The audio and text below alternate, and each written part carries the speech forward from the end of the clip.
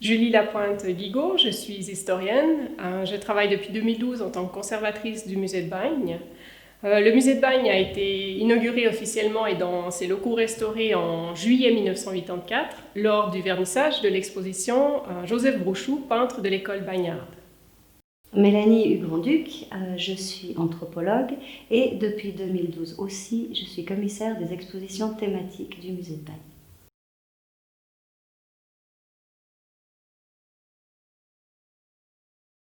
Alors cette question suscite d'intéressantes réflexions sur l'une des missions premières de notre institution qui est la collecte. Quels objets utilisés ou fabriqués aujourd'hui devrions-nous faire entrer dans nos collections et pourquoi? Quels objets, a priori qualifiés d'ordinaires, sans qualités exceptionnelles, sans valeur, parfois même produits en série, devrions-nous récolter?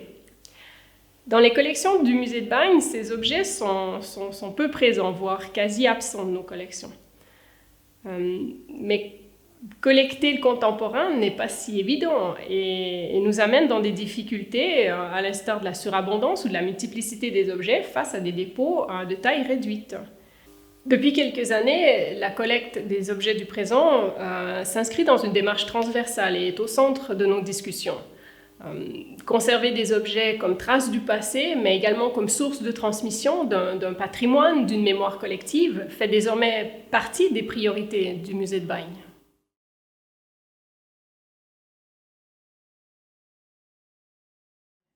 Alors cette sonnette a été acquise dans le cadre de l'exposition thématique du musée de Bagne qui porte sur le fromage à raclette. Et l'idée de l'exposition, c'était d'explorer les terrains de rencontre entre deux logiques qui concourent à la fabrication, à la construction du fromage à raclette tel qu'on le connaît aujourd'hui, donc son image et aussi la filière de production. Et dans les images de promotion de la raclette, il y a un élément qui est récurrent, c'est la représentation de la vache de la race des Rins. Donc dans la salle où on développait ce sujet, pour parler de cette vache qui est devenue iconique plus pour ses capacités de combat que pour ses qualités laitières, il était important pour nous de montrer par l'objet que l'élevage de la vache des Rins il s'est en fait adapté au contexte socio-économique et il perdure jusqu'à aujourd'hui. Donc il était nécessaire de compléter la collection du musée de Bagne par une sonnette fabriquée localement et aujourd'hui.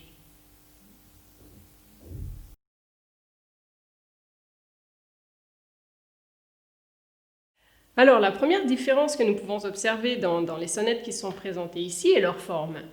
La sonnette oreiller est plutôt carrée et elle est relativement plus petite que la giovanole ou la vaudan. Il faut préciser qu'à l'époque, le bétail était aussi de taille plus petite que les vaches d'aujourd'hui. La technique de fabrication diffère également. Dans la conception d'une sonnette en tôle battue, à un certain moment, l'artisan doit assembler les deux faces, doit les fixer ensemble. Et cette étape est particulièrement délicate parce qu'elle va déterminer la qualité de la sonnette. Et la sonnette oreiller n'était pas soudée à l'époque, mais brasée.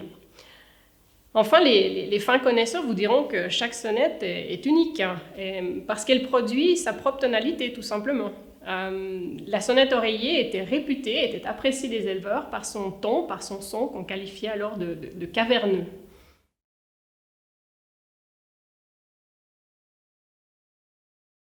Alors pour moi, les difficultés que pose l'acquisition, elles se cristallisent un tout petit peu dans la notion de documentation et aussi par rapport à la multitude de significations que peuvent revêtir un objet, l'objet, et surtout dans le cas d'une sonnette qui est tout de même un objet chargé de tout un imaginaire lié à la montagne et aussi aux vallées. Donc, dans la première phase du processus d'acquisition, ce qui est nécessaire, c'est d'avoir un réseau de personnes qui vont nous aiguiller à pouvoir rencontrer la personne qui est en relation avec l'objet.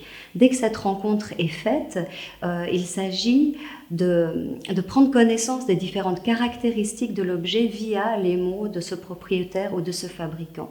Et la documentation, elle se construit véritablement dans cet échange-là où notre regard d'observateur, il va se poser à la la fois sur les caractéristiques matérielles descriptives de l'objet et aussi sur la fonction symbolique que le propriétaire accorde à l'objet. Parce qu'un objet, il peut signifier autre chose que sa fonction. Et c'est là où il nous permet d'illustrer des éléments de l'ordre culturel dans lequel on vit. Par exemple, dans le cas où un propriétaire a un attachement émotionnel très fort à l'objet parce qu'il évoque une personne, une période de sa vie, il peut, cas échéant, refuser que le musée acquiert l'objet, mais entrer plutôt dans une relation, il va prêter l'objet temporairement ou sur le long terme. Donc la fonction symbolique de l'objet est loin d'être anodine.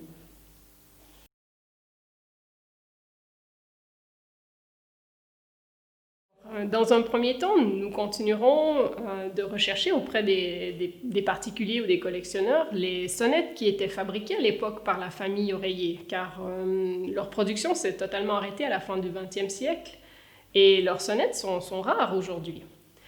Il serait aussi intéressant de poursuivre la collection par l'acquisition de sonnettes qui étaient à une certaine époque fabriquées par des producteurs artisans de la région. On nous parle souvent des sonnettes Mélie, Besse, Carlène, mais ces pièces nous manquent dans la collection.